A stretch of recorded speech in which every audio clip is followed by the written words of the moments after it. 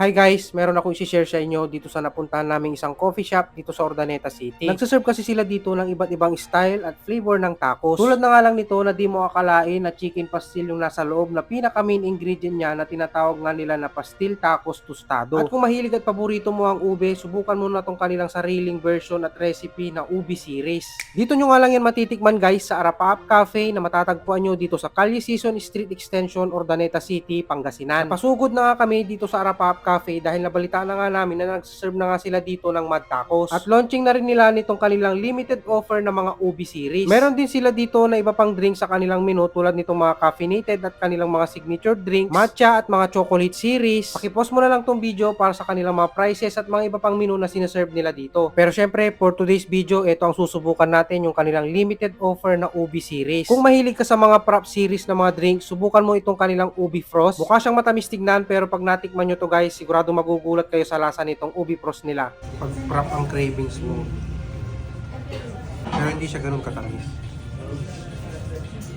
Ito pa yung isang ube series nila na tinatawag nilang Coco Ube Cloud. Para sa akin, first time kong makatikim ng ganitong klaseng drink na fresh buko juice ang ginamit nila tapos nilagyan nila ng ube flavor.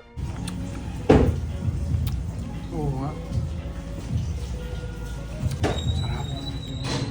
Legit guys, sana bago matapos yung kanilang limited offer dito sa ube series nila, matikman nyo tong Coco Ube Cloud nila. Pero kung mahilig ka naman sa kape, try mo tong kanilang Ube Velvet Espresso na merong cream cheese sa toppings. Ito naman kape. Kape na may, ube na may sipa ng kape.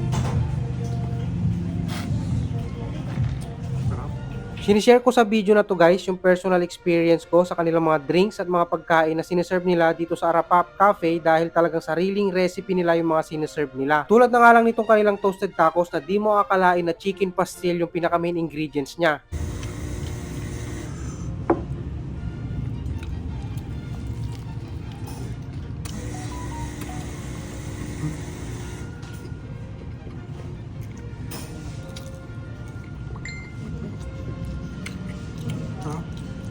Kung sakaling soft tacos naman ang gusto mo, meron din sila dito. Tinatawag nila tong Carnitas Soft Taco. Na pag natikman nyo to guys, para kayong napunta sa ibang lugar. Ganun yung atake at may experience nyo dito sa tacos na to.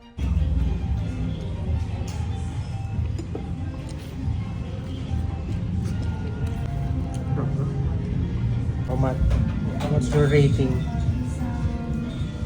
10. 10? 10 out of 10. Masarap.